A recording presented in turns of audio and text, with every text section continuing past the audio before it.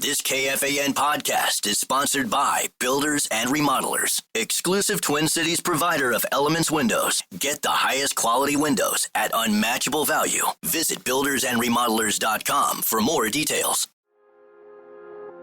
Something unexpected happened after Jeremy Scott confessed to killing Michelle Schofield in Bone Valley Season 1. Every time I hear about my dad, it's, oh, he's a killer. He's just straight evil.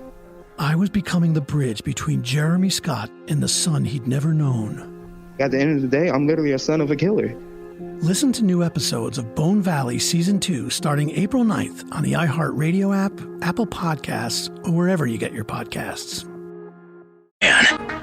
Listen up, the ratings just came in for last month. We are number one. We just grabbed every key demographic. Wow! Super duper. That's nice.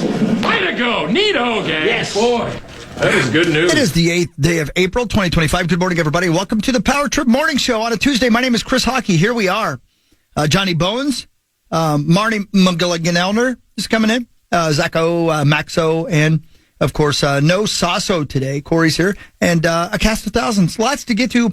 They're talking about a national championship basketball team and so much more. Let's get her started, though, with some comedy. Here's Mike Palasak. Comedy on a Tuesday morning. I know you got the Tuesday tires, but you know what? I'm full of caffeine. Let's do this. Come on in. I am glad you are here. Parents get so intense, you know? Sometimes they'll decorate their child's hotel room door to the outside world with the kid's name on it and their sport, which is a great way to show your kids support.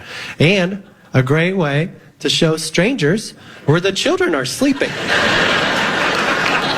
Like one time, I was doing a show, I was going to my hotel, it's 1 a.m., going to my hotel room, all of a sudden there's just a big sign in the hallway, and she's like, "Go Tegan! Level 3 state gymnastics!" And it's weird, because they never tell you how she did. There's never a follow-up poster the next day that's like, "Better luck next time, Tegan!" I can't ask, you know? What am I supposed to do?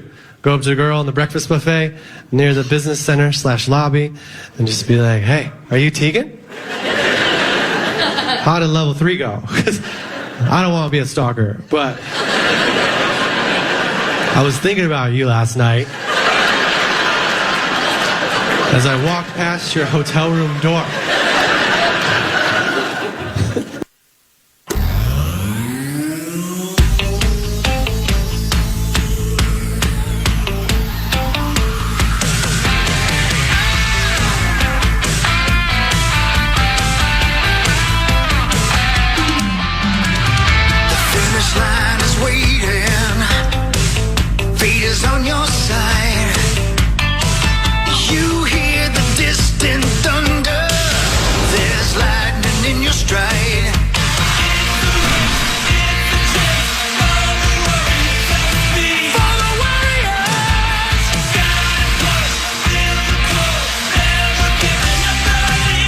Giving up the lead. Unless you're Florida. Yeah. They never give up the lead, but they do come back from giant deficits. I think they only led by 2 at any point in last night's game even. I don't think they had a bigger lead than the 2 points that they finished at, 65-63, but they trailed by 12 in the second half to Houston. Third biggest comeback in championship game history. They're really coming around. This may be their year. I think they're going to do it. Yeah. They should have lost to UConn. They should have lost to Texas A&M. They should have lost to Auburn. They should have lost to Houston. Son of a bitch, gambling's frustrating. Yeah. But the motivation to screw you over, that was it. Kept them going. That's what their coach said. Yeah, Coach Poo Juice. Yeah, that sucked. I didn't see a second of it. Yeah, that's what his name is. I went to bed super early, so I woke up to a bunch of texts and a bunch of people tweeting about how I lost a bunch of money. I'm like, son of a bitch. Yeah, and then I saw that they were up 12. And then it doesn't hurt as much when I didn't see them up 12 at the time, right? I just woke up and said, oh, they lost. Oh, they blew a 12-point lead, son of a bitch. Yeah. What are you doing? But it's fine, whatever. You know, the best thing is when you wake up and everybody's like, oh, my God, you beat them. Nice job. And you're like, I made a bet. Exactly. Yeah, that's the best. Yeah. I don't know. That started to get me to think that the opposite way, though. That the fun of having a ticket in your pocket in Vegas is keeping an eye on the game that you're betting on. And now I'm at the point where I'm not even watching anymore. Yeah. I'm just making bets and not even watching. What am I doing? That's called a problem. That might be, problem gambling. it might be a problem. That's what it's called, yeah. You can join our group. It's called I've Got Everything. What night do you guys meet? We don't meet at all because we have problems with that. Oh, it's one of our other addictions. Yeah. Sex, drugs, gambling, drinking, and personally, passing gas. That sounds like you're a creative player. Yeah, that's exactly right. So we don't ever meet because there's problems with meetings. So we do phone calls, and most. God, I hate phone calls. I hate those. We all do. We all hate them as well. And we schedule phone calls, and we never have them. So that's part of our group. Man, Yeah. I'm not interested in that. I guess Really? I'll just keep making bad bets. Doesn't take any time. All you do, here's what I do. You ready? That's the delete button. That's Deleted the meeting. That's exactly right. Yep. Yep. So the same thing I do to Chad Abbott's schedule that he emails us. You know what? You were my inspiration. Maybe your meeting is on that email and I've just never checked it. I wouldn't even know. I'm not going to sit around and read that twerp's emails. Yeah, no. Boy, he was not happy about that. Did he give you a talking to? No. He gave me a talking to. I said, I didn't do it. He called you a twerp, you twerp. Yeah. You little twerp. Yeah, I don't know. Look, this is not being a sore loser. We said this like 2 weeks ago. It's loaded now with NIL. The core versus 4 was always, for me, it was I'm the favorite on a yearly basis because there's about 12 teams that can win it, which means if 6 or 7 or 8 or 9 people play this, I'm probably going to win total most years, right? Maybe 2 or 3 people pick the winner, but the rest of the group won't. If we only have 3 or 4 or 5 teams that can win it, then I'm just going to be handing out money every year. Yeah, but that ain't happening. So if this NIL thing is legit and we are a top-heavy college basketball sport here, this might have been the last year for Cory versus 4. We got to see how it ramps up next year. We'll see. I don't know. I might tap out. I wouldn't blame you. Yeah. It didn't really get good till this weekend, and that would indicate that there is certainly a couple of great teams, a couple more good teams, and then after that, you're on your own. And that's it. That's not the Cory that I know. I think you should double down. I think you should make more bets next year. Yeah, I'd rather save the money for poker buy-ins. I need as many as possible. I need to be able to bust and rebuy. That's not that is the Cory I know. To have something fun and then to logically and rationally beat it down to a pulp and never do it again. Like Rocket League. Yes. I haven't played it in like almost 3 years. Cold turkey. Went Just cold one turkey. day, never went on again. And I just got back into it again for a little bit. It's fun. It's the best, right? It's so much fun. Tell me about it. The aerials and Oh, man. the beautiful save. And Man, big old aerials. was what a saving the other team. Yeah. And I scored. Big old, like, bumpy aerials. That was so much fun. Mermaid? Anyway, so I didn't see it, but Florida did win 65-63. 12-point comeback. Good for them. And you lost $700,000. Yeah, 580 total. Damn. 380 to Tommy. That was the only one I was sweating. I didn't even care. Like, I was somewhat even cheering for Duke over the weekend because I'm like, if Duke wins the whole thing, I only lose $100 total with all the bets combined. Stupid ass Florida comes back against 17 different teams. Son of a.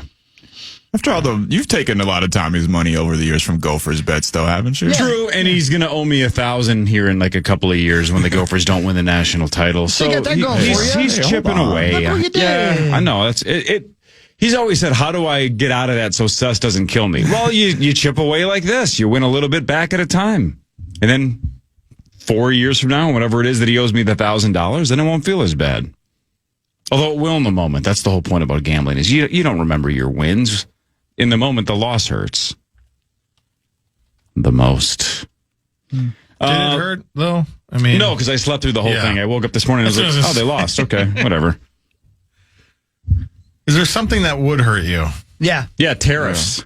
Oh, well. Oh, there's that. I mean, this week's been way You love worse. gambling. Come on. I know, I do love You love gambling. it. It'll go back. I do love the stock market, but yikes this week. No, I don't know. It's fine. It's just only it's money. Hey, buddy, You make more money. You're not retiring anytime soon, are you? Hey, stop it now. He's just fine. No, it's the Harbor Hour, but geez. Johnny Bones. There he is. Hey, that's the Johnny Bow man. He ain't taking no more trips. He has a hooded sweatshirt that says Melbourne Aces. That's the baseball team in Melbourne, Australia. Yeah. The Aces. That's a whorehouse. I believe. They just love baseball. Yeah. The Melbourne Aces. Put me in, Coach. Yeah, we went to a Melbourne Aces game when we were in Melbourne. Went to a Australian Baseball League game. Are they just terrible? No, they're not terrible. Hey, thanks for the coffee. It's a lot of, there's not a lot of major leaguers, playing in Australia. Although one of the things I was wondering about, I came back and started asking some Twins officials about it, is like, why isn't that a thing in the same way like the Dominican Winter League is a thing? Right. Why is it not? Why do not some players go over there? Because especially players who don't speak Spanish, if they want to get, and the answer is basically it's too far away. It's a day of travel. Right. It's worth it. That's right. At halftime in the baseball games over there, do they wrestle alligators or? They do not. The seventh inning stretch came, and they stood up to sing "Take Me Up to the Ball Game," but they don't know the song "Take Me Up to the Ball Game," and so they were supposed to put it on the jumbotron or the scoreboard, but they messed that up. So they played "Take Me Up to the Ball Game." Nobody knew the words, and then they went from that into "Sweet Caroline," and everybody went crazy. Yeah, and they all knew "Sweet Caroline." Yeah. Well, it's a slam dunk. Right, it was. Yeah, slam dunk. Right. Yeah, it just is. Yeah. Sweet Caroline's the worst. Yeah, but it works every time, Maxo. It does. Every single time. No, it's at the very top of my list of like songs to play to like appease white people. Yeah, you damn white people are all the same. You damn white people love that stuff. Yeah, John. Yeah. Yeah. You honky. Yeah, that's what I am too. I'm a honky. I didn't know it till tonight, but I'm a honky. That's a solid Nerds reference. Thank you very much. I got it. Thank you very much. Thank you. Yeah. I'm a nerd and pretty proud of it. Love it. I'm a honky. I'm not gonna lie to you. I'm not proud of that.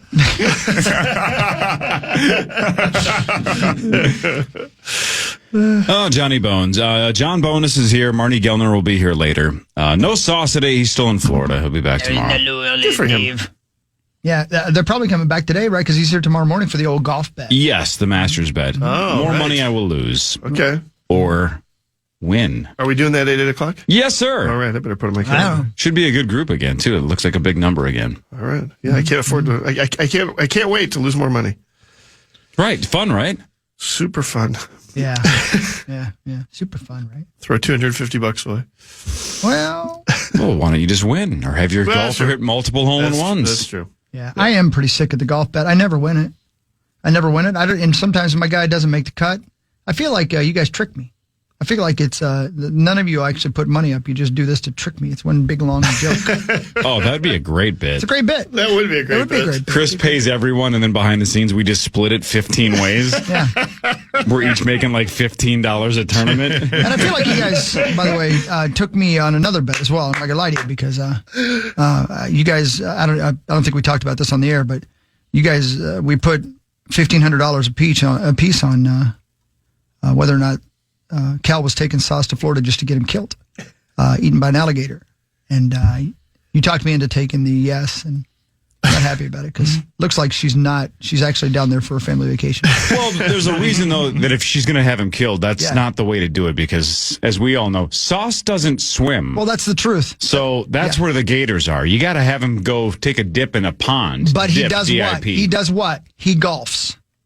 He does. He golfs. And, people get eaten on golf courses all the time. But my guess is Sauce also, all the time. But he doesn't walk the course. He takes the cart, which means he can drive away from the gators. You're telling me this now after I put $1,800 on him dying on a golf course. And now he's going to be back here tomorrow, and I'll be glad to see him, kinda. I'm tired of him. I know you are. Yeah, he'll be back tomorrow. He'll be fine. It's going to be great. It's going to be great to see him. I miss his face. I miss his smell. We'll see if the flight back with Louis goes just as perfectly as the flight down there did. It sounds like which is good. Louis was told before he came through the birth canal, be patient with your dad. That's what it sounds like. Right? Like, you know what? Be patient. I think most kids are. Yeah. I think most kids are patient with told sauce? that. No, they're told, you better be patient with these two. Yeah. Mine had to be as well. God. I mean, what'd you call me? We go honky? No, what's the other thing? What'd you call me a little bit? That was a honky. Yeah, it was a honky. Yeah. I mean, Cracker. you think I'm a honky now. You should have seen me at 23 years old. Yeah, giving an infant fruit juice on a plane. Hey, listen, right. He seemed to like it. It was one of those things where like, oh, yeah. Yeah, have some Hawaiian punch, kiddo. I started early with, you want this? Sure. Is it going to make you happy? Go ahead. Go ahead. Go ahead. Oh, man. Go ahead. Throw up on the lady beside you.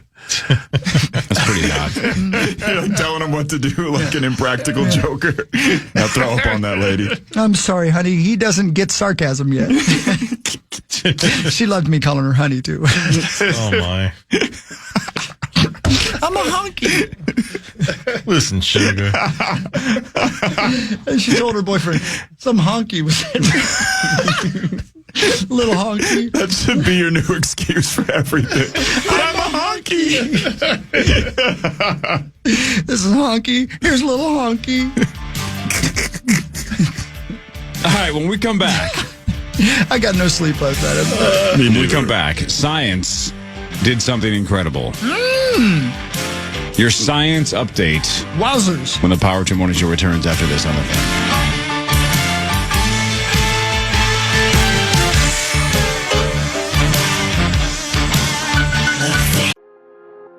Something unexpected happened after Jeremy Scott confessed to killing Michelle Schofield in Bone Valley Season 1. I just knew him as a kid. Long, silent voices from his past came forward. And he was just staring at me. And they had secrets of their own to share. Gilbert King. I'm the son of Jeremy Lynn Scott. I was no longer just telling the story. I was part of it. Every time I hear about my dad, is he's a killer. He's just straight evil. I was becoming the bridge between a killer and the son he'd never known. If the cops and everything would have done their job properly, my dad would have been in jail. I would have never existed. I never expected to find myself in this place. Now, I need to tell you how I got here. At the end of the day, I'm literally a son of a killer. Bone Valley, Season 2. Jeremy. Jeremy, I want to tell you something. Listen to new episodes of Bone Valley Season 2 starting April 9th on the iHeartRadio app, Apple Podcasts, or wherever you get your podcasts. And to hear the entire new season ad-free with exclusive content starting April 9th, subscribe to Lava for Good Plus on Apple Podcasts. The Power Hour goes live at 6 a.m. Make that 8 a.m. 6 a.m. Pacific time if you're out listening. Yeah, that's right. That's nice save. That's right there. That's right. KFAN.com/watch. It's brought to you by Quantum Fiber, your world unleashed. He's not wrong. If Sauce was here, that first segment, he said, would have been brought to us by Gunner Helmet. Thanks, Gunner Helmet. That's right. Yeah. Mm-hmm.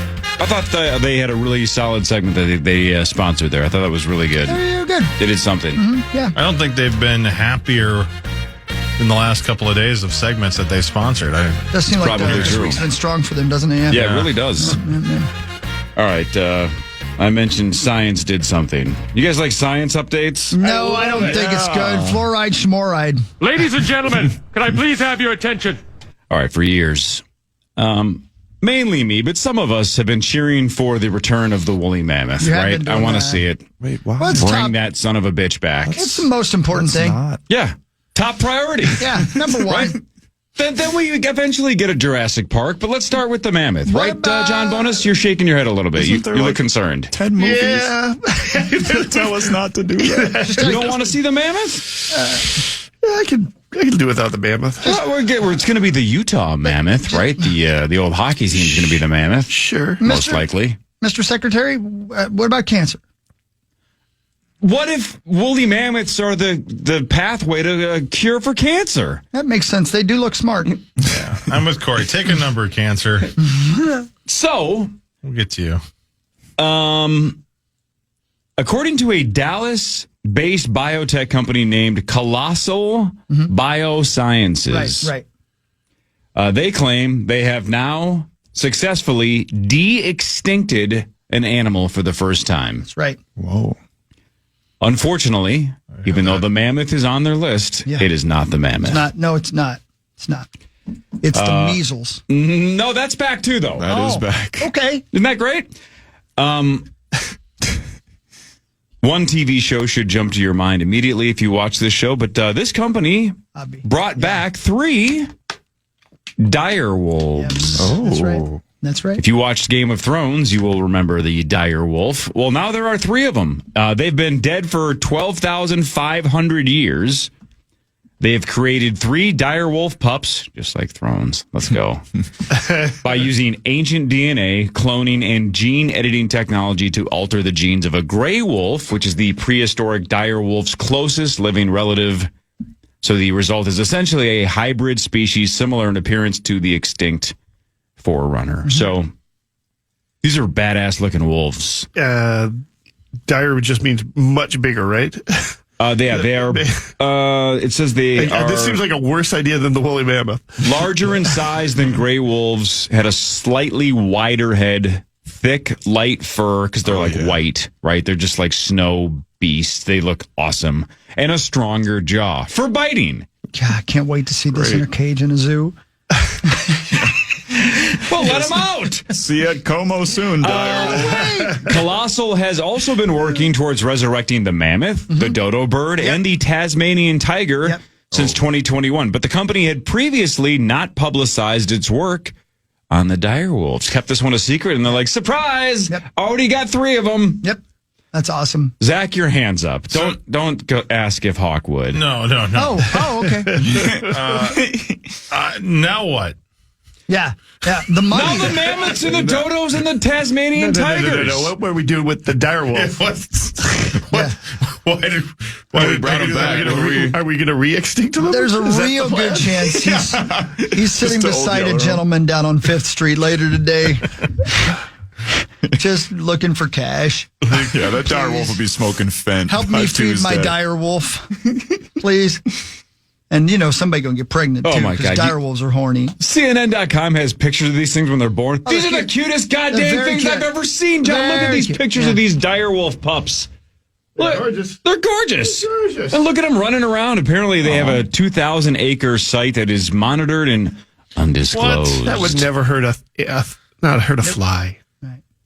Who cares? Cute little baby direwolves. Need to do any of this. I wonder, does it say how big they're going to get, Cor? Or do they not know? They're still growing, it says. They're growing. Yeah, I don't know. They haven't stopped growing. Don't know. I'm not sure. They're also deranged. Yeah. What if it comes out that the direwolf caused the last catastrophic plague extinction? Yeah, then we'll have to blame the gray wolf, though, right? Because it's still genetically a lot of it's the gray wolf. But even so, let's say, these 3 direwolf puppies have no idea that they are, the first in 12,500 years. Isn't that a trip? Like, what if humanity ends, but then the next species that takes over Earth, even if it's a long ass time from now, goes, what we should bring back? The humans. And they bring back, they start over with 3 of us. Yeah. And we're like, hey, what's going on here? And you have no freaking clue that you're the first ones back. You just know you're by yourself. We started with a chimpanzee, and because that was the closest living relative, and we turned it into the first human, and we'd be like, oh yeah, that's a real good representation of who we were. What is that supposed to mean? Just some hairy dude? I guess. Hey, what's going on?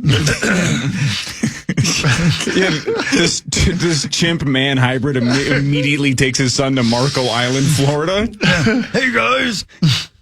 We got to bet golf on Wednesday. Oh, God, why did we bring this thing back? Can't you see a story in which, this is the animal that did cause the extinction? Like this, the direwolf was the thing that ate everybody and everything. And Cro-Magnon men were like, we got to get rid of the direwolves, man. And they finally killed them all off. And all these years later, the one animal we bring back is the one that couldn't be stopped. It's like a vampire, right?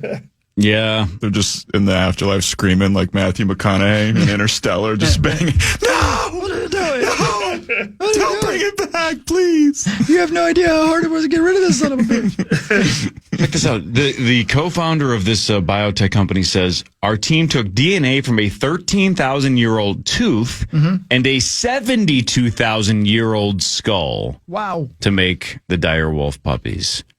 Man. You see this video? They're having a time of their lives. I mean, running around and playing and whatnot. Look really they are jolly. cute as all hell. They're having the best time. Can you They're believe like dogs. they brought us back? They're like, this is the best. Check out the CNN.com story. It's kind of awesome. Great. Adorable pictures and frolicking in the fields look and at having them fun. And these videos this is no longer puppies anymore. They are dire wolves. They are. It says they were born October 1st of last year. So they're, something like 7 months old? Yeah. And how long have they been extinct? I'm sorry. 12,000 years. Over 12,000 years. How is this a good idea?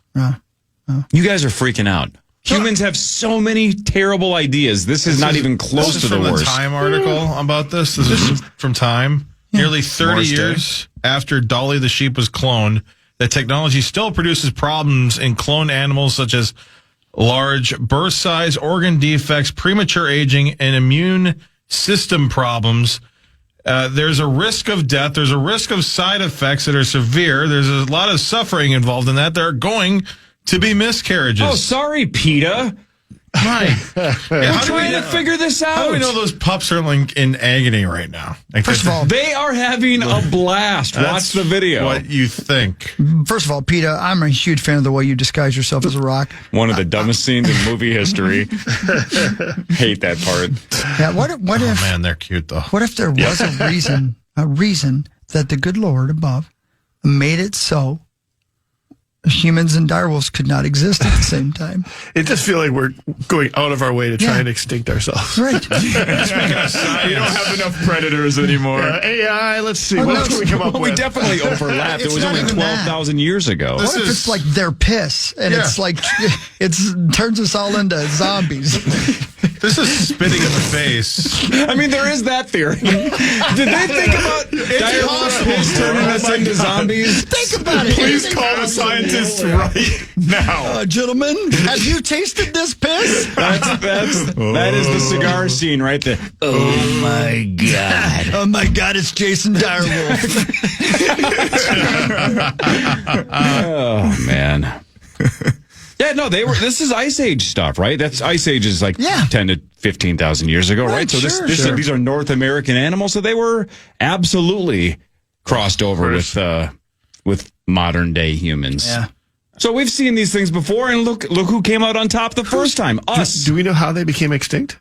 Yeah, we killed them all because of their zombie piss. I don't think we did.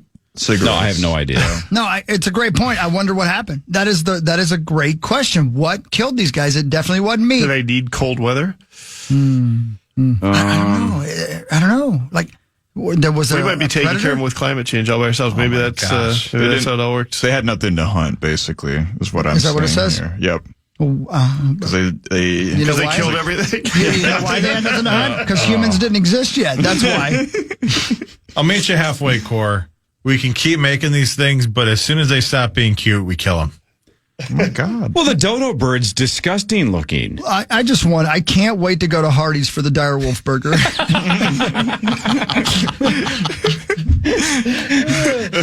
Can I get extra direwolf, please? that Mick Mammoth is going to hit different. Oh, nice. It tastes like real direwolf.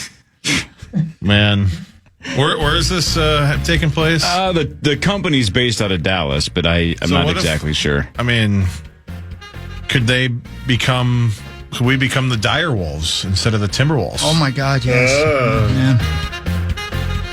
I don't know. The direwolf is a kind of a cool name. It is. And again, a huge part of Thrones. The direwolves in Thrones are badass. I'll just go ahead and admit it. I'm sure I'm not the only one. I didn't know they were real things. I thought that was made up for like the dragons were, you know? I don't know. They should bring back the dragons. Great point. I mean, when are they going to get to that? Yeah. Anybody? See, you have to learn patience. You got to be patient. Here's the thing. I'm not even sure how to get a real ID. And these guys are making DireWolf. All right. Yeah, why does it take so long? I don't know. I tried earlier, and they told me that the copy of my W-2 that I sent them wasn't good enough. I'm like, what do you mean? Yeah. I agree. Why are they making it so difficult if they need all of us to do this by May? It's easier to get a passport than it is to get a real easier ID. to create a DireWolf. It is. But is it true that it's like the list or the line is super long? Because now it is. Yeah, I really did. How can try it not to be do easy a month though? ago. Shouldn't it be super easy? Shouldn't it be I submit the paperwork, I get approved, and we move on with our lives? I don't know. Why is there a line? Yeah, when I had to do it, I had to bring it like into the location. Yeah. There's this stuff you do online to get it done before you go in there to make it easier. And I did all that twice, and both times it wouldn't accept my W-2 online. I don't know. I don't know. Yep. I don't know. It said, you can't be serious. You work this hard and only make this much? They keep kicking the date back, and now this is the one that they finally say is the final one? Yeah, this is it. But what a cluster bleep this has been, right? Yeah. Yes. In terms of a rollout. Right. You think it's hard for us? That poor DireWolf. No, he's having the time He's of having his a great life. time, but he can't get a real ID to save his life. No. He ain't going anywhere They can't anyway. prove his existence. Stuck in that cage anyway. Front Page Sports is next. Power Trip Morning Show on the Fan. Don't drink the zombie piss. Something unexpected happened after Jeremy Scott confessed to killing Michelle Schofield in Bone Valley Season 1. I just knew him as a kid. Long, silent voices from his past came forward, And he was just staring at me. and they had secrets of their own to share. Gilbert King. I'm the son of Jeremy Lynn Scott. I was no longer just telling the story. I was part of it. Every time I hear about my dad, it's, oh, he's a killer. He's just straight evil. I was becoming the bridge between a killer and the son he'd never known. If the cops and everything would have done their job properly, my dad would have been in jail. I would have never existed. I never expected to find myself in this place. Now, I need to tell you how I got here.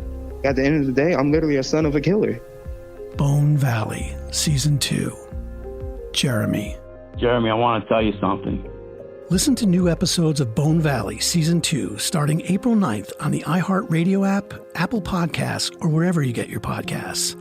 And to hear the entire new season ad-free with exclusive content starting April 9th, subscribe to Lava for Good Plus on Apple Podcasts.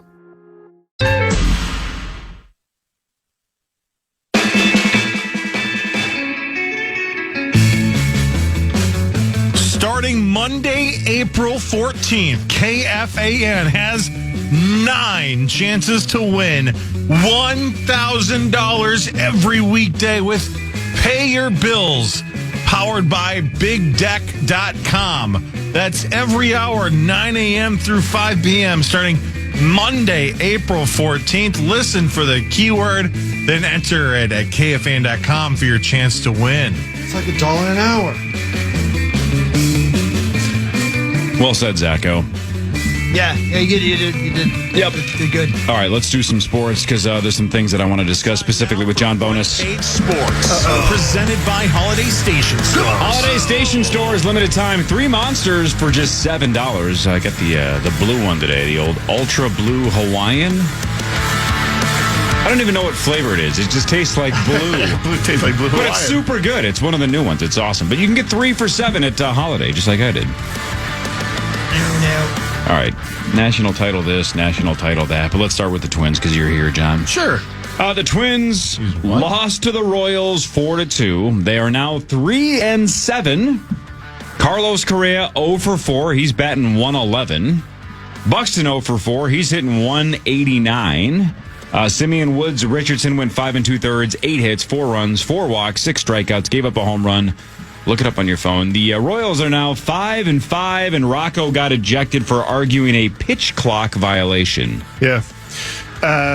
Simeon Woods Richardson could not hear the pitch call in his cap. Mm-hmm. Tried to get a timeout. The umpire did not give it to him immediately, so then he got back on and tried to throw a pitch, but by then the clock had run out. And Rocco's like, why didn't you give him the timeout. It was like, I think the answer was because he re-engaged too quickly before I could actually give him the timeout. And Rocco thought, you can just reverse this. Like what because it was a call. It was strike through. It was a walk. Ball four. It was ball four. Right. So he got tossed, and they are frustrated. Everybody on that team right now that team is frustrating to watch, and you can have to imagine it's been frustrating to play that way, and it's because the lineup isn't doing much. We saw a few signs of life versus Houston, but they were quiet again yesterday versus, Lorenzen is not a bad pitcher, but he's not a great pitcher. And they've got to figure out some way to get some offense on this team. I don't know what they have to do to shake it up, but they need to shake up something. You look at what Shohei's doing or what Aaron Judge is doing, and I understand those are two of the best players, maybe ever, right? I get that. But the Twins paid Carlos Correa a ton of money, and he's hitting 111. Did we just pay the wrong guy? We finally back up the Brinks truck for the first time in the history of Twins free agency. Did we just pay the wrong guy? He has been known to have slow starts. He's had slow starts with the Twins now. I think it's his third out of fourth years with the Twins is where he's had a slow start. It doesn't mean.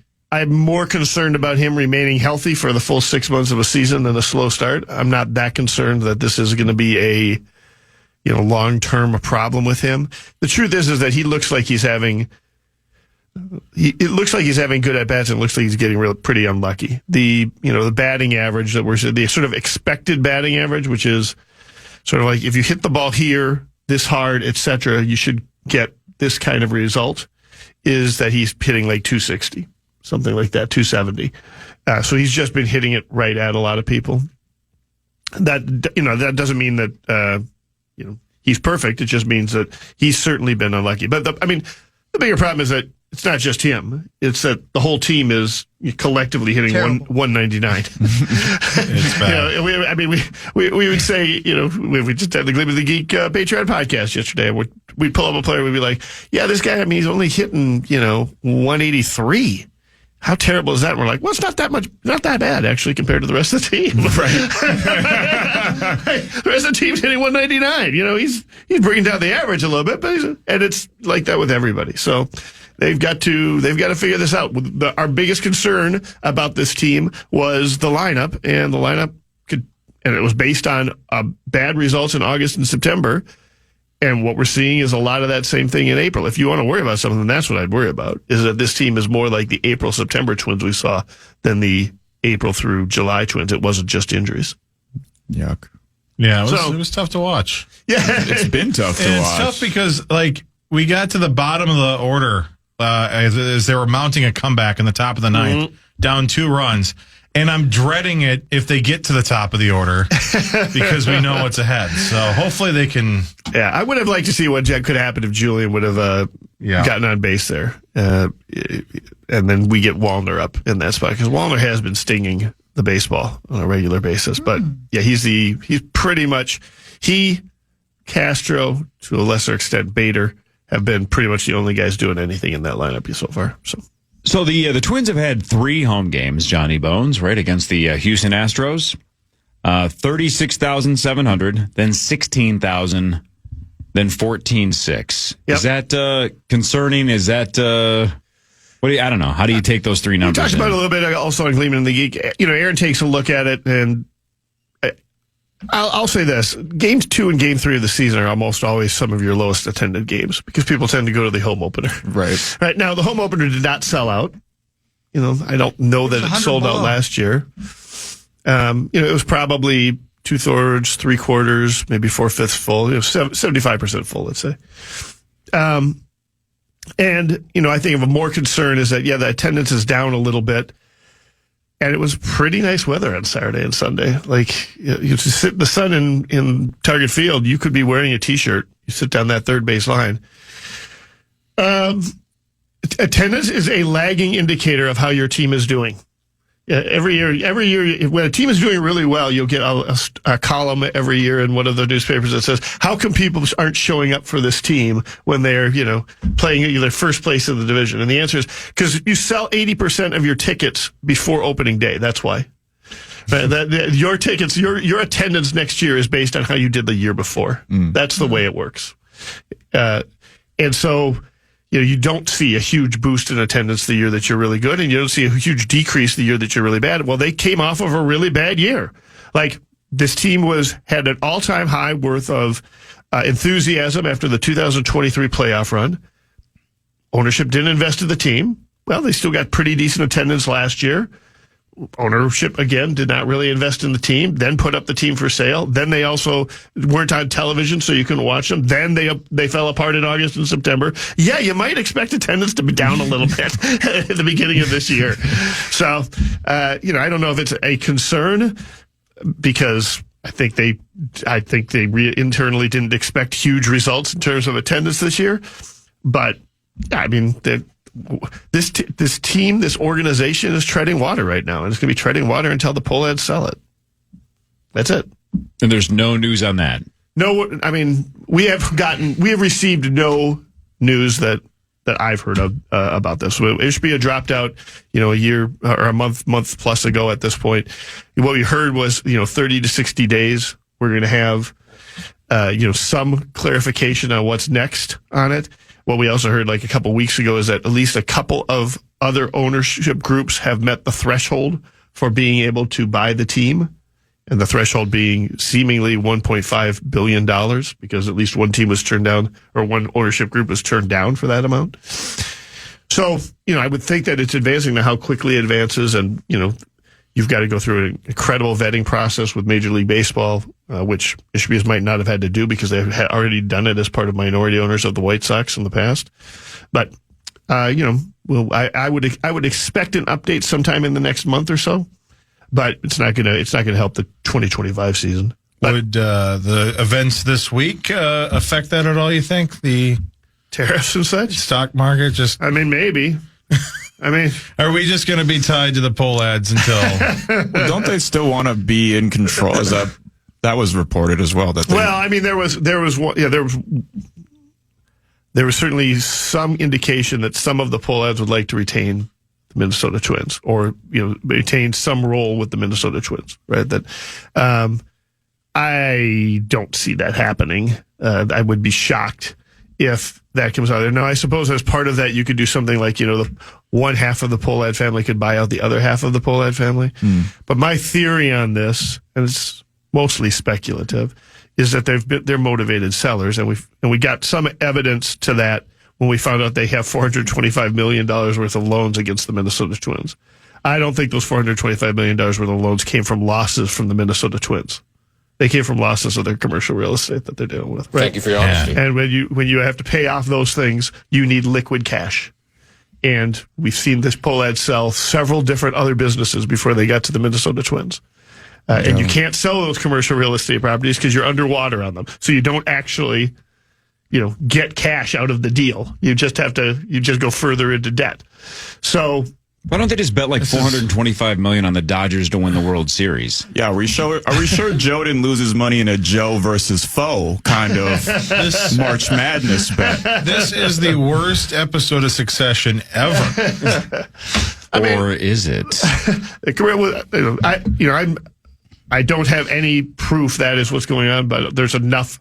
Enough. Well, I always thought that there was enough. I thought it was very funny that the speculation when they said they were announced for sale was, the media and the fans patting themselves on the back about, oh, well, we finally got to the poll ads. They finally are ready to, they're hearing the criticism. They don't want to put up with it anymore. And I'm like, they've been doing this for 30 years. They were ready to contract the team 20 years ago and just take a team away and just throw it away. Like, whatever. You think this bothers them? Is that still on the table? Can we contract and just start over with the Minnesota DireWolf? I'm almost sure that contraction is no longer allowed in the collective bargaining agreement between Major League Baseball and the Players Association. There is something cool about having it be a family, though. Like, instead of just being Glenn Taylor roasts chickens alive, it's fun to just go, the Pohlads. Like, I would love my family to be a big enough deal where, like, oh, man, the Coves are doing this and the Coves are doing that. And to be like, oh, man, the whole Twin Cities hates the Coves. Yeah, man. Well, that's already true. I'm on my way. You have to be ownership for. I love you that, have to be though. ownership for more than a generation for that to happen. Is the thing. Like, Well, then nobody used hurry to up talk and about the sell- Pohlads okay, then- before. It was Carl Pohlad, Yeah, Carl so Pohlad, then Carl the Pohlad. Pohlad should sell it to me. Yeah. I'll be an a-hole for as long as I possibly can live, and then my girls. That'll be Right. a great That'll start. be hard for you. Exactly, and then my girls can take over, and everybody will hate them. Won't it be fun? It's super fun. I mean, all joking aside, this would be a great Succession TV show to put together for HBO. Wasn't there a Succession where he ended up buying the wrong soccer team? They were trying to buy a Scottish soccer team for their dad as a present or something. He bought the rival team. He didn't know which team was his dad's favorite. What was that show? It was like if he loved the Yankees, he bought him the Mets. That's funny. Oh, No idea. Isn't? Or are you talking about Midlothian. talking about the Ryan Reynolds thing? No, that's real life. No, Oh, it was wow. it was Really? There was a Succession that's a episode where they ended up, they're trying to buy their dad his favorite soccer team. I don't remember that at all. We'll do what really matters after this. We'll do scores and stats around the world of sports, and Chris will change your life with something else. This is the Power Trip Morning Show on the Fan. Something unexpected happened after Jeremy Scott confessed to killing Michelle Schofield in Bone Valley Season 1. I just knew him as a kid. Long, silent voices from his past came forward, And he was just staring at me.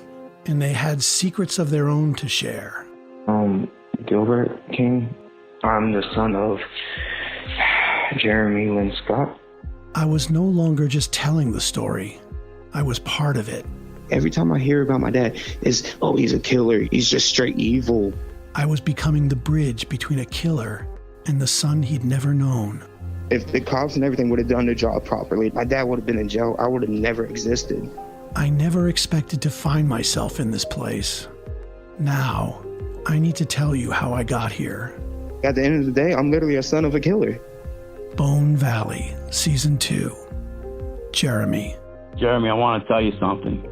Listen to new episodes of Bone Valley Season 2 starting April 9th on the iHeartRadio app, Apple Podcasts, or wherever you get your podcasts.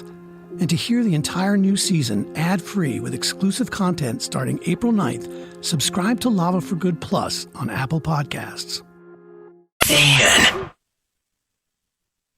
Oh no! It's our final Michelob Ultra Wolves watch party of the regular season. Don't miss it. Join Max Fuller. Yes, sir. This Thursday at Brian's Bar and Grill in Stillwater at 8 o'clock to watch your Timberwolves in action and to sign up for your chance to qualify for first-round playoff tickets this season. Get the full details now at KFAN.com. Just make the keyword calendar. Hell yeah. Thursday with the old Maxo. All right. I missed you Thursday at Tom's Watch Bar. Saucy had that one. I know. I was meaning to go there. I missed you there too. You were there too, Hart? Nope. You just missed me? I missed it, man. I didn't mean to. All right, Cory? here's what really matters. I'll do scores and stats. Chris will make your life better. That's what really matters, right? Make your day better, at least. Please stop. Thank you, Carbonis. Please stop. For what? That's what it says here. For what really matters? Yeah. Is that right? Yeah. Carbonis. I love Carbone. Yeah, man. So good. So they used to sponsor the news. They didn't like my news. And now it's the Saints' time to They were shine. sick of the news. So Carbonis gets what really matters. That's right. That's what I'm seeing on the sheet. All right. Well, Whoa. shout out to Carbonis. Yeah, we love you. Regardless of what time of the show you sponsor, we're fans. Thank you. But we'll kick off What Really Matters with wild news presented by Catalyst and CatalystSupplyCo.com. If you're a Twin Cities contractor, make sure you boost your build with Catalyst. Thanks, Catalyst. Thank you. All right, so even though the Wild didn't play last night, the Flames did, and that is the Flame Watch here, right? The Flames won 3-2 over the Sharks. The Sharks are terrible. So the Wild's lead now just 4 points over Calgary. The Wild have 4 games to go. Calgary has 5 games left, and those two teams square off Friday in Canada.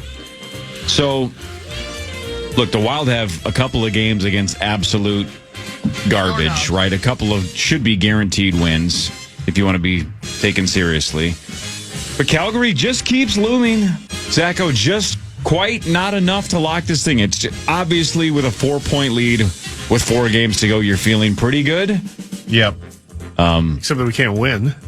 Hey. They won on Sunday over Dallas. Okay. They got a favorable schedule for the most part coming up here. Obviously, the Sharks are terrible. And, we're had a 1-0 lead over Calgary. Was hoping that they'd survive the third, but Calgary came roaring back and got those 2 points. So, big game tomorrow. They got to just take care of business, and then we'll see what happens Friday. But the Wild at 93% now to make the playoffs. So it's more than likely. It's got to be a disaster the rest of the way, but still, it's mathematically. Especially with the Ducks coming to town in Vancouver. Yeah, they're going to get those points. Let's go. Let's go to the playoffs.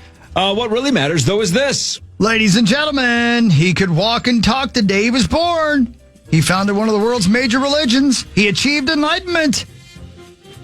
He was the Buddha. Could walk and talk the day he was born. That's right. He was born on this day. Good start. 563 BC. And he died from eating some tainted pork. And that is a true story. In 483. 563 BC? You heard what I said. Huh. All right. Yeah. Well, happy birthday, Buddha. Yeah. Yeah. God, I wish Sauce was here. I know. Why would you do that? Just so I could say happy birthday, Buddha. Oh, man. Yeah, it would be funny. Man, walking and talking the day you're born. Yeah. Yeah. That Very almost convenient. doesn't seem believable. Very convenient, though, for moms and dads, you know? Or an absolute pain in the ass. That's like Stewie Griffin right off the bat, right? Yeah. Again, we keep talking with Kel and Sauce. Louie's in that I just sit around and stare phase. There's no crawling yet. There's no movement. Right. This is the chillest time to have a kid. Yes. They just sit there and stare at you and smile and laugh, and that's it. They can't get into any trouble. You just stare at them. Yeah, but once they start moving, though, they cry though. So then, and Sure. then They do. if they're talking, fan has learned. If they're talking, you can be like, "Hey, are you hungry? Did you poop your pants? Hey, you get your damn hands off. Yeah. Hey, yeah, teeth." I don't want a 2-week-old with opinions. Right? A 2-week-old. Right? Or in this case, the day of. You're like, oh my gosh, that's my baby boy. And he's like, this hospital's garbage. Give me some tainted pork. You're like, God dang. You know? You think enlightenment would take care of the tainted pork thing, but apparently not. Right. Tainted pork. Tainted pork would be a great band name. The Florida Gators won the national title last night, 65-63 over Houston. It was a championship, right? That's what it was. Championship. Like that, So dumb. The Gators erased a 12-point second-half deficit and at one point got 9 consecutive stops. And the end of the game was bizarre. The guy from Houston went up to try to shoot a 3. At the last second, realized it was likely to get blocked. So he kind of just dropped the ball. That was so dumb. And he can't touch it, of course, again. Right. Otherwise, it's a travel or a double dribble or whatever. So you basically have to leave it. And his teammates were like, what do I do? They're like, somebody grab the ball. Right. But Florida did, so they didn't get a shot off. In fact, I believe their final 3 possessions, they did not get a shot off. Right. Yep. So they collapsed. But again, Florida had an easy win in round 1. Had to battle to beat UConn. I think they were neck and neck, maybe like a 2-point lead against Maryland, I want to say, and then pulled away in the second half. But then the last 3, Texas A&M, Auburn, and Houston, monster second-point deficits, and they came back in all 3 of them. Yeah, Florida saved the tournament. They redeemed the entire tournament basically and made it at least semi-watchable, but it was still the worst tournament in recent memory. Agreed. But congrats to the Gators. Yeah, Great Final Four. Yeah. All 3 of those games were fantastic. 3rd title in program history, and the last 2, 06 and 07, that was the Joakim Noah, Cory Brewer, Al Horford teams. Those Florida teams were awesome. Yep. So awesome, again, that the Wolves were like, hey, we want one of those guys, and they took Cory Brewer. On paper, it looked like a good idea. What really matters is this. You got what I need. It was on this date in 1964 that the late, great hip-hop legend Biz Markie died. You mean was born? born. Unless he was, I didn't know there was that much hip hop in 1964. Maybe it was like a Buddha thing where he was born, immediately wrote Just a Friend, and then died with some tainted pork.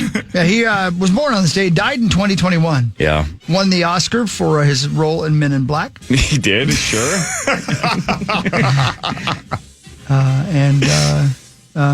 He was just a friend, but a good friend. I wish he wouldn't talk about himself like that. He was more than just a friend. I love that song. Me too. It's a classic. Hip-hop legend. That's No what I doubt. say. Man. 1989. I don't think I ever heard another song from Biz Markie. Oh, sure you did. Yeah, he's got a bunch. Yeah, he's got a bunch. I can't name another one. I'll name one for you. Go for it. These contacts ain't mine. Yeah, it's a heartfelt ballad. It is. Yeah. Where the streets have no name. He looked through the trash and he found some contacts. He's like, these aren't mine. You know what you'd be good at? Did you watch Whose Line Is It Anyway ever? Like, are you telling me? Yeah. Oh, yeah, I loved it. They used to do the bit where Colin Mockery and Ryan Stiles would sit on stools and they were basically throwing to music compilations, right? Yeah. They'd be selling, like, what was it called? Like Time Life, whatever. Yeah. Right. So Wayne Brady and some, rotation of other guys would have to sing the song titles that Ryan and Colin would say. So they'd be like, hey, Colin, do you remember that great old tune? And then they would throw out a title and be like, hey, these aren't my contacts. And then Wayne Brady would have to sing a song right about whatever title they just came up with. You would have been good at just putting bad titles up in the air for Wayne Brady. You don't think These Ain't My Contacts is a good name for a song? I don't think so. But Wayne Brady would have had to sing it, and he would have done a good job with it. He killed it every time. Yeah, I don't know how people like that do that. I loved that show. I really did. I might have taken a lot of inspiration from that show. I really liked that show. It is super fun. Yeah, just completely unhinged. Yep. I saw them live once in Vegas. Did you really? Yeah. It was like, where was it, man? Hooters? It was like 20 years ago. But it was, it was Colin and Ryan. They weren't doing a show. Nope. They just saw it. Just eating some wings. I don't remember if Wayne Brady was part of it or not. I think Greg Proops was maybe part of it. Doesn't matter. Greg's great. But there were 3 or 4 of like the standard people there, and it was kind of cool to see it in person. It was a cool one-time thing, right? Sure. They still do that tour. I think they do. They were here like a month ago. Mm-hmm. Is it my turn? I don't know. I think it is.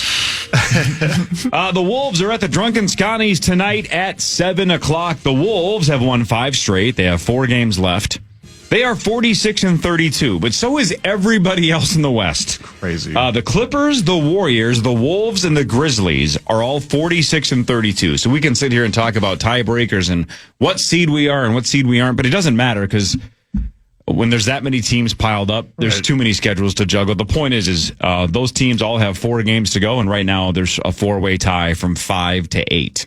Right. And they're all, a half a game out of 4th. Right. Yeah. So it's only 2 out of 3rd, so technically they could all get 3rd as well. For sure. So these teams are all locked into the top 8 because the gap from 8 to 9, I think, is it like 3.5 or 4 max? Are you looking 7, at it right now? Yeah. Oh, 7. 8, yeah. Okay, so giant drop off. So all of these teams we're talking about are 8 or higher. So they're all going to be in that first wave of the play-in or better than that. Right.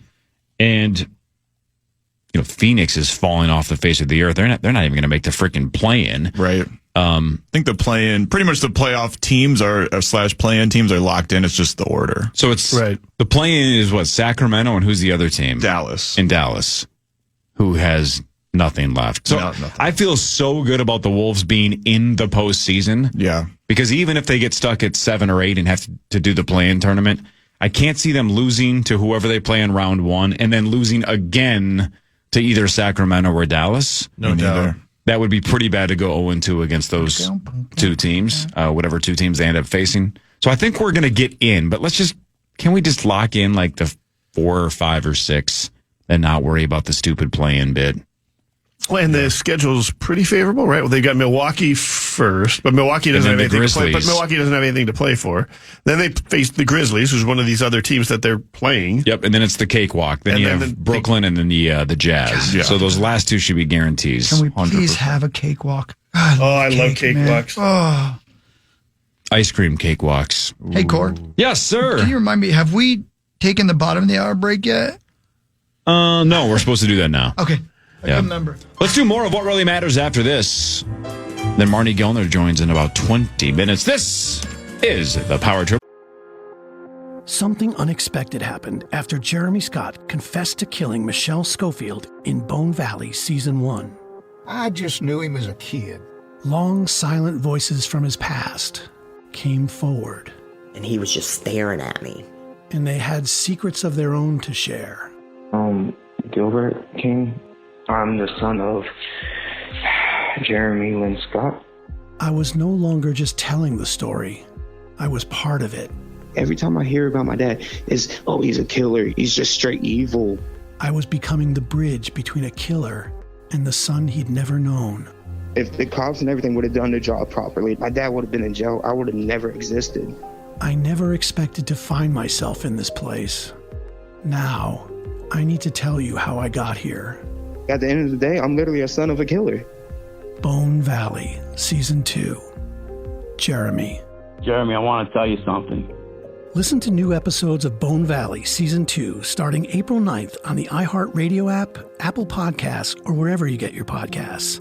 And to hear the entire new season ad-free with exclusive content starting April 9th, subscribe to Lava for Good Plus on Apple Podcasts. Morning, Joe. It's iHeartRadio Week, only on Wheel of Fortune. Tonight, one lucky contestant has the chance to win a trip to Los Angeles for an exclusive backstage pass to the most anticipated event of the holiday season, iHeartRadio's Jingle Ball. Watch Wheel of Fortune tonight. Check your local listings. If you're watching in the Twin Cities, check out Channel 4. Somebody just run me over with a car. My God.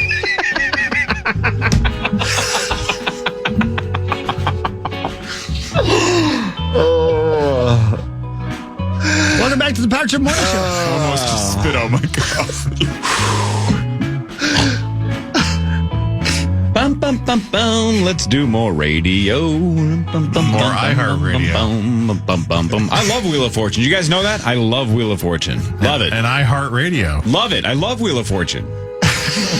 Let's do more of What Really Matters. I'll do scores and stats. Chris will change your life with something else. It's always good to be here, guys.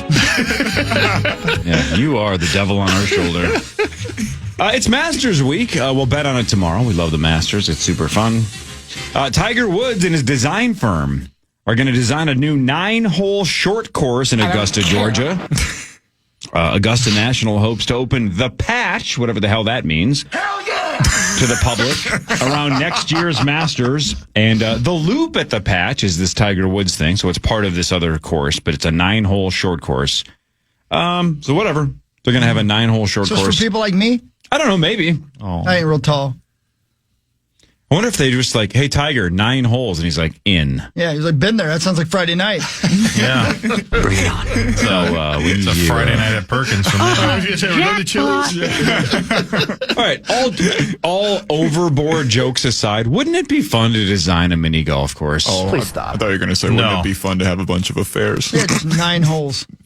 I think it would be super fun.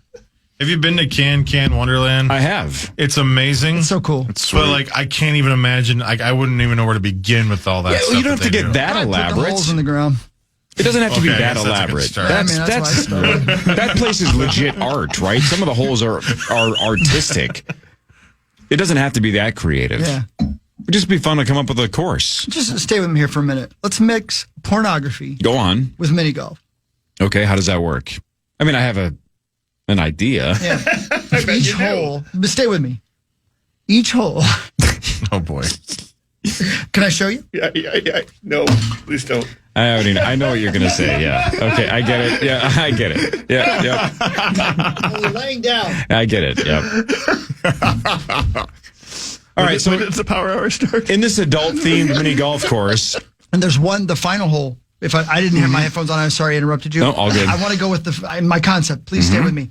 The final hole is just me bent over, and it's called the iHeartRadio hole. Sponsored by Jingle Ball in April. You're talking about the most anticipated event of the holiday season? Yeah, you spin the wheel, And that is the way you take advantage of me. Whatever it lands on. Look at Bonus lean back and smile. He this knows. One, tick, tick, tick, tick, tick, tick. They take away your bonus. Tick, tick, tick, tick, tick, tick, tick, tick, tick, tick. No, not my 401k. K's already been called. Okay, I'm done, Chad. You like my concept? I just want to point out, I had nothing to do with that. No, you bring it out of us. Listen to my coffee. I don't know. You're not how getting this out that happens. easy. I said nothing to nobody. You smiled. I went and got tea during the break. No, we could feel it. I like the analogy of Bonus being the devil on the shoulder because he doesn't say anything and you just look and you're right, devil, you're right. Tick, tick, tick, tick, tick. Hey, I'm Mus for K102. Tick, tick, tick, tick, tick, tick, tick. Whammy.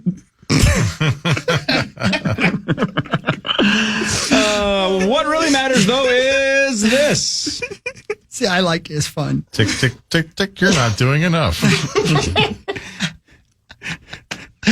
Oh, you're dancing with the devil, Zachary. Yeah, you really are. Yeah. Good luck with that. Yeah, whatever, right? I'm just kidding. Does that change anything? I'm joking. Yeah, we're all kidding. Hey, all right, Bony Bones, you ready? Yes. Okay. Identify this baseball player who turns 39 years old today. Won the Cy Young Award in 2010. Pitched a perfect game in 2012. Signed a $175 million contract in 2013. Any guesses? Is he still active? Don't know. Never heard the name before. Turns 39 today. Scherzer? I don't know. Former Seattle Mariners pitcher. Oh, King Felix. Felix Hernandez. Yes. That's right. Yeah, he's 39 years old Happy today. birthday, Felix. Yep. Happy birthday, Buddha. Buddha, too, sure. Yep, Felix came out of the womb and started pitching. That's well, and let me tell you, Buddha. the Buddha is has a lot of things going for him, but he never signed a $135 million contract. Right. Only had an 85-mile-per-hour fastball, too. What a bum. Yeah, but he had that elbow surgery. Yeah. It was that port. Oh, my, you're right. Yeah. Buddha, rocking everywhere. You okay with it? Yeah. Back to you, Cory. Round one of the Masters is Thursday.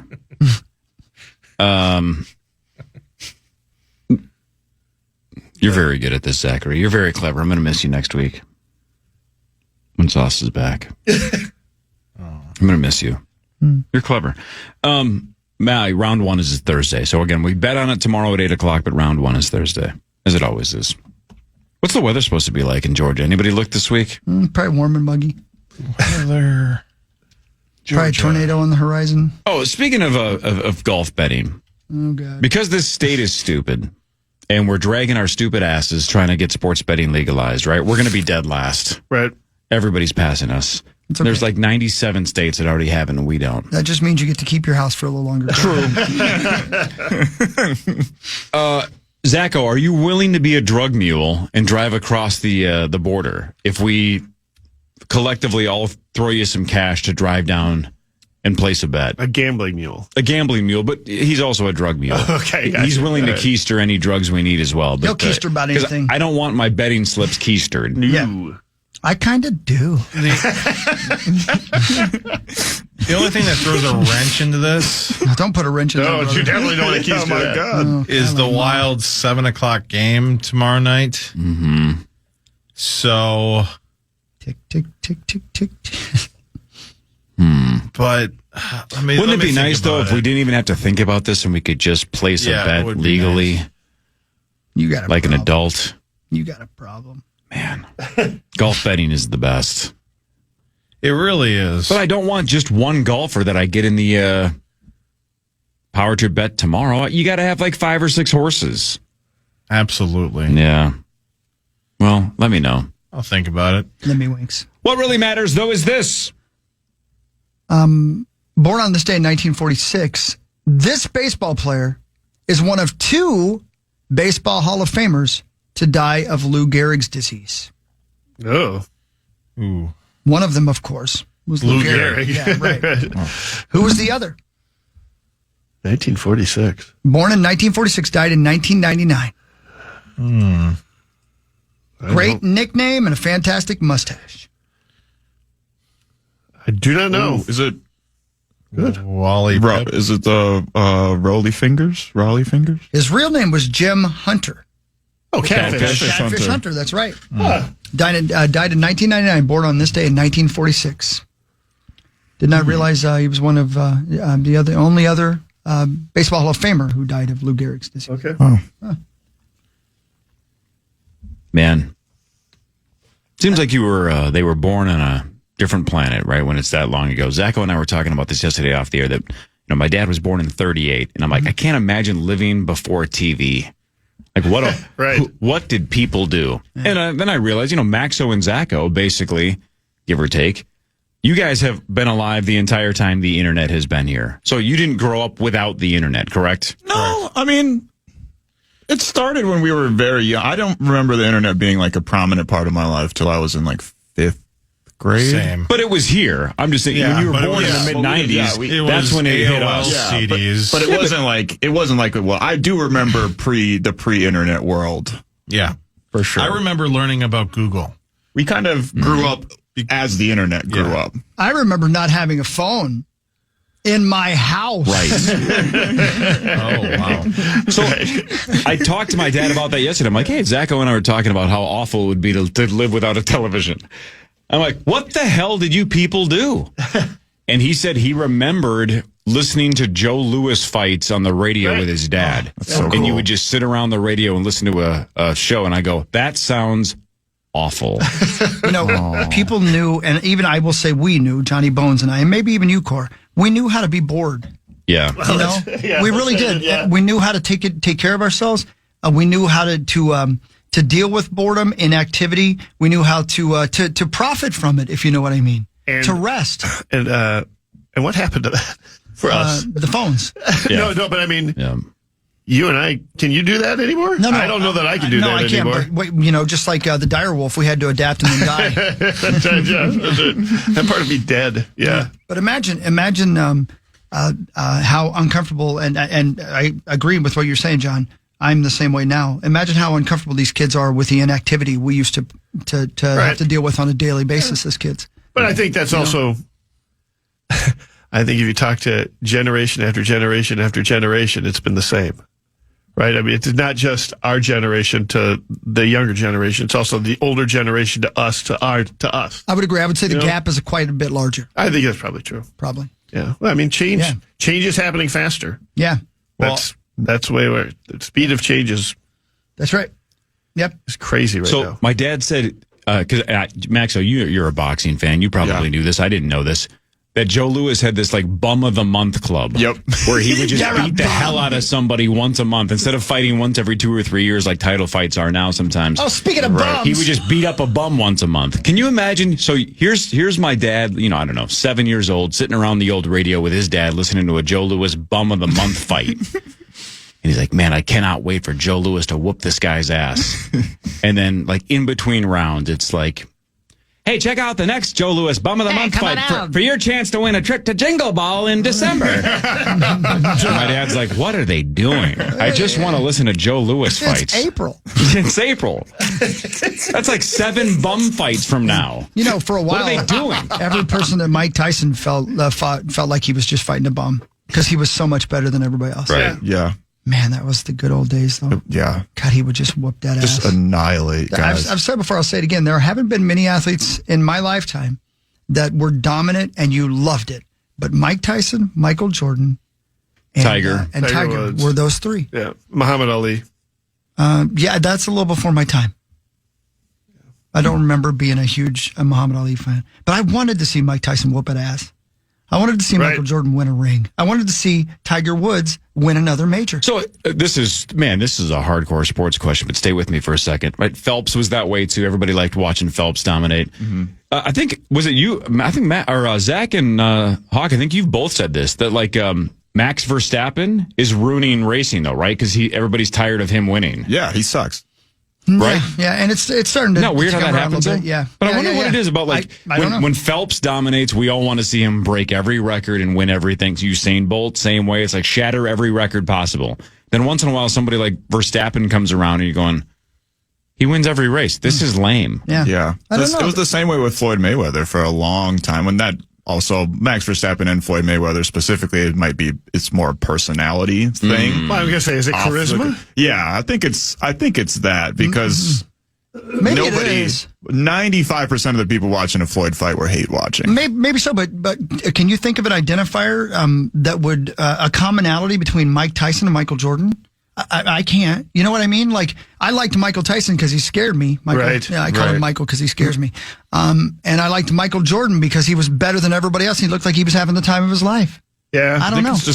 Tyson looked like he was having the time of his life, too. He also looked like he would kill you. Yes, that's right. That's right. Yeah, you might say, I love you, Mike Tyson, and he would kill you. I mean, could it be how they play? I don't know. There's something about their game that is there something about, I don't know, who's the guy you're talking about, Max Verstappen? Max Verstappen. Well, he wins in boring ways, too. It's not that's like what I mean. Close fights. And Floyd never, to my remember, he never even got knocked down. And Mike Tyson was dominant, too, but it was an exciting way. He's knocking people out. Floyd was winning fights just defensively. And Michael Jordan's dunking on people. He's talking ass, that's what I'm talking about. It's more the product is more exciting. But Max Verstappen, and Zach can probably speak to this more than I can, but none of these races are even close. Like, he's just literally just... Yeah, I mean, it's been different the last couple of years, and even this year he won on Sunday in the Japanese Grand Prix, but it was a couple different. But I think he's on top of the overall standing. So the overall championship, he just crushes, and it's not even close. So is it as simple with some of these guys? You get a chance to see something you've never seen before, and some of them they win, but you're seeing basically the same thing week after week. Like with Tyson, that was absolutely a thing. With Tiger, that was absolutely a thing. Like, I'm going to see him make a shot that nobody ever makes. I would absolutely see that. Right? Whereas a lot of these guys are just, playing the long game. There was something about Tyson, though, too, with like the black shorts. It was like the Vader factor, right? Yeah, for sure. It's the aura. I think we got a little lucky with Jordan having a Bulls jersey on as well, because there was something about the red and black, and like it just looked intimidating, like he was going to kill you, right? Those like murder colors. I don't know if Jordan would have felt the same if he had to wear a Raptors jersey for most of his career, right? With like a cartoon dinosaur on it. You'd be going, really? This is the best player of all time? So I think that helps too, because when Tyson walked out, it looked like he was ready to, go to war, literally and figuratively. Right. He looked like a bad guy in every movie you've ever seen because he wanted to kill you. Yeah, it's weird though. I'm like, Michael Jordan seemed endlessly confident that he was going to win every time he walked on the court. Mike Tyson looked like he was scared to death he was going to lose. He was. Yeah, he talks about that. I can't think of a commonality between the two of them. I really can't. I'd love Malcolm Gladwell to do like a book about this. I'd like to know. Yeah, or Klosterman, I bet somebody's written about it before. Maybe so. Yeah. You know who knows about this kind of stuff? Marnie Gellner. Yes, she does. Oh, yeah. She loves fighting. She does. She loves fighting. Unofficial. She doesn't like in the ring stuff. She likes winning rings. Street fight. We should do Marnie Gellner in the Bum of the Month Club and just have Marnie beat the hell out of a bum once a month. I'd like to see that. That would do it for you, wouldn't it? I'm not shaming your kink, Corey. I just think it's weird. Put it on FanDuel. You want to put it on FanDuel? Yeah, once a month. You have a gambling problem and a watching Marnie do weird things just the TV station, not the gambling aspect. Oh, I'm sorry. Put it on the TV station, just like a half an hour before the pregame. You're not going to gamble on Marnie beating up a bum. Tell me. I got to get a good look at the bum first. That's an interesting way to word that.